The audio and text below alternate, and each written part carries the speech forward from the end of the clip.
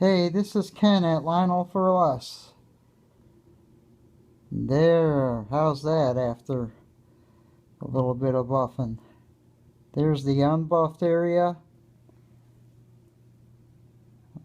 A little bit of unbuffed spot there.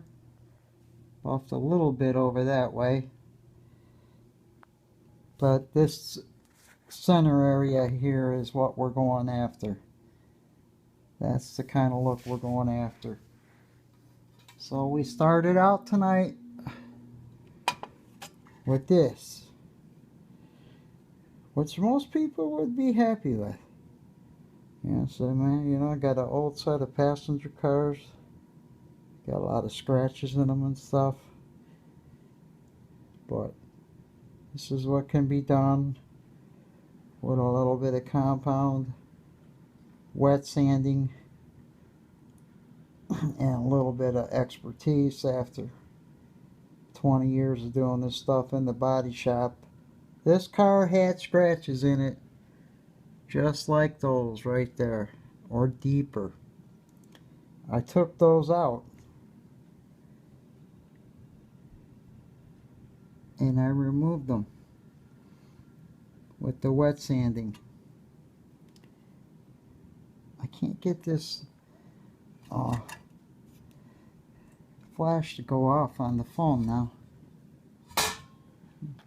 I'm wondering if I can locate it with my finger and cover it up. There we go. There's a little bit.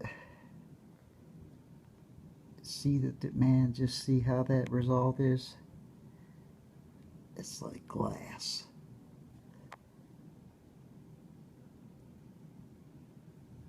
What could this guy do on a car? I love buffing cars out, especially like old classic cars and, muscle cars. Valuable stuff. I think it's a challenge. Corvettes are definitely the hardest some of the year because of the fiberglass. It heats up much quicker when you're working with it than metal, and you'll burn the shit out of that Corvette if you don't know what you're doing. So what we did tonight was take 800 grit, go after the major scratches, and we went over those areas with 1000 all wet sanding, then 1500 over that, and then 2000. Then we started buffing here. Like I said, I think we're going to take the extra steps in sanding on this to 2500 and 3000. That way we'll spend less time buffing and more, well, we'll spend a lot more time sanding. Not much more, really. And we'll spend more time, a lot less time buffing. That's the whole idea of it, is to do those extra steps when you're sanding. You could just see, the polish is caked on here right now. You'd have to take some Carnauba over that and, even that all out too. But man, not many people know you can do this to these old cars, man. I doubt if this thing was this shiny coming out the box. Maybe it was, because it sure has returned to its former state. Uh-oh. I'm starting to get happy over here with these cars. This should be a nice looking set when I'm done.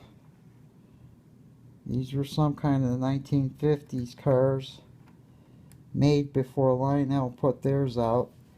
I forget the name. The guys on the forum were talking about it, but they mostly made HO kits. But they did a few of these here in O that I have, and they were called Rail Chief cars. And I started do some work on them last winter when I was laid off. Look at that. Wow. Cool. And, you know, I got sidetracked by DCS and working in life. And I was off today because of MLK Day. And got down here at night and said, I'm going to try one of those cars. See how it comes out. But they're going to be beautiful. And a nice addition to my collection. Or I might sell them, because someone might go nuts over these when I get done. I've got wheels for them. I have to dress them up inside, put some seats and stuff, make them nice. Just be a nice project for the rest of the winter here and keep me from spending money on engines.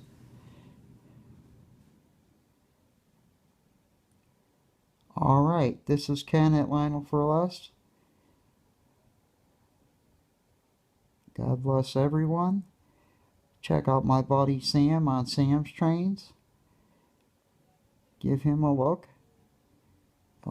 He's a teenager, the most teenage that I've seen into trains in a long time. If this hobby had 200,000 kids like him, they'd be going forever.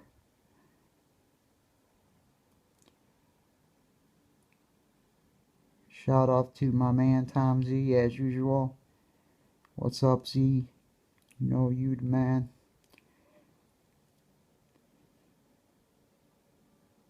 And as always, everybody out there, God bless. I will keep posting as I do some more of these so you guys can get the swing of it.